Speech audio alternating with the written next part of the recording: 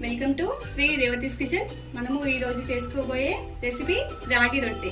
ఇలా చేసుకొని చూడండి, చాలా చాలా బాగా వస్తుంది. చిన్న చిన్న టిప్స్ కూడా చెప్పుకుంటూ చేశాను. వీడియో చివరి వరకు చూడండి, రొట్టె చాలా బాగా కుదురుతుంది.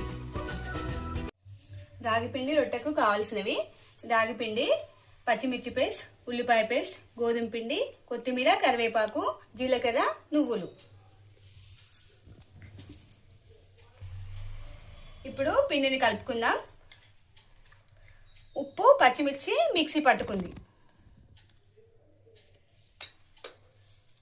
ఇది ఉల్లిపాయ మిక్సీ చేసి పెట్టుకున్నాను.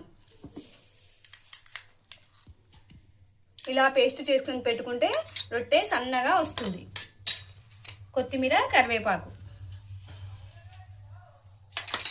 నువ్వులు,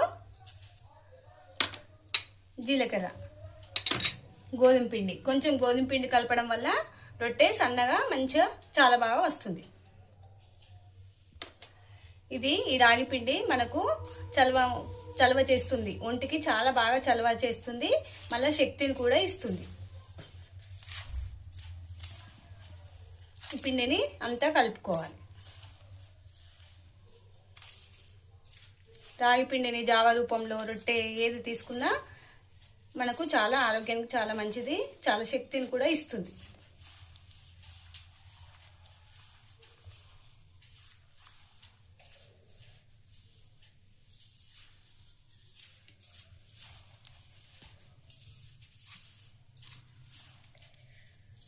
ఇప్పుడు నీళ్లు పోసుకొని కలుపుకుందాం.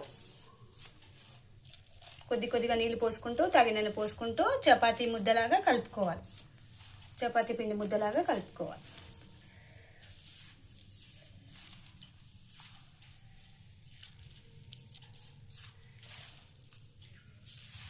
పిండిని కలుపుకున్న తర్వాత అరగంట పాటు నానబెట్టుకోవాలి.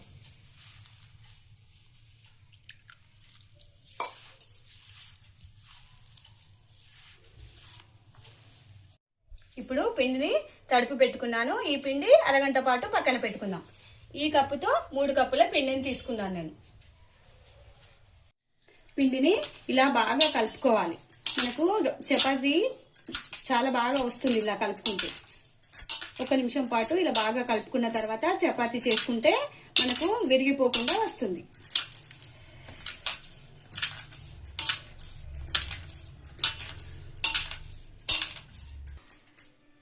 కవర్కు నూనె అప్లై చేసుకుని రొట్టెని చేసుకోవాలి.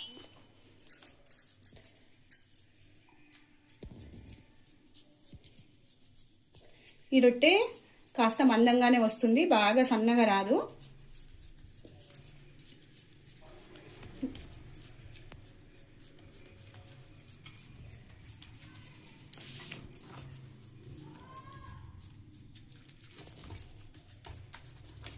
ఇందులో గోధుమ పిండి వేయడం వల్ల రొట్టె విరిగిపోకుండా చాలా బాగా వస్తుంది.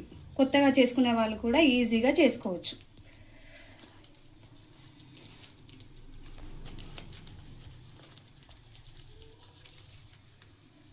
ఇలా మందంగా అనిపిస్తే మధ్యలో నుంచి కొంచెం పిండిని తీసేసి ఇక్కడ మళ్ళీ ఇలా ప్రెస్ చేస్తూ పోవాలి. అప్పుడు సన్నగా వస్తుంది.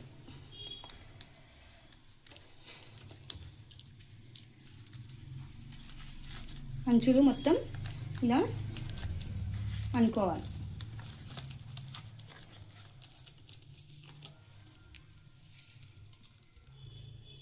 ఇలా చేసుకున్న రొట్టెను ఇలా నిదానంగా చేతితో తీసుకోవాలి.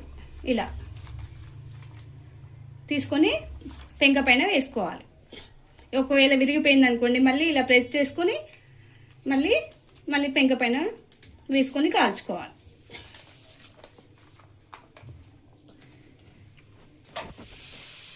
ఇలా పైన ఇలా పెంక పైన విరిగిపోయినా కూడా ఇలా సెట్ చేసుకోవాలి చపాతీని.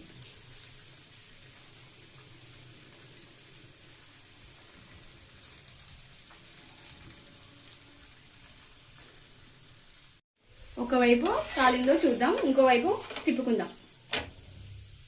ఇలానే రొట్టె కాలే వరకు కాల్చుకోవాలి. ఉల్లిపాయ పేస్టు, పచ్చిమిర్చి పేస్టు అన్ని వేయడం వల్ల రొట్టె సన్నగా వస్తుంది. అవి ముక్కలుగా కట్ చేసి వేయడం వల్ల ఇంకా లావుగా వస్తుంది. అందుకే పేస్ట్ తీసుకున్నాను నేను. మీకు నచ్చినట్టు తీసుకోండి.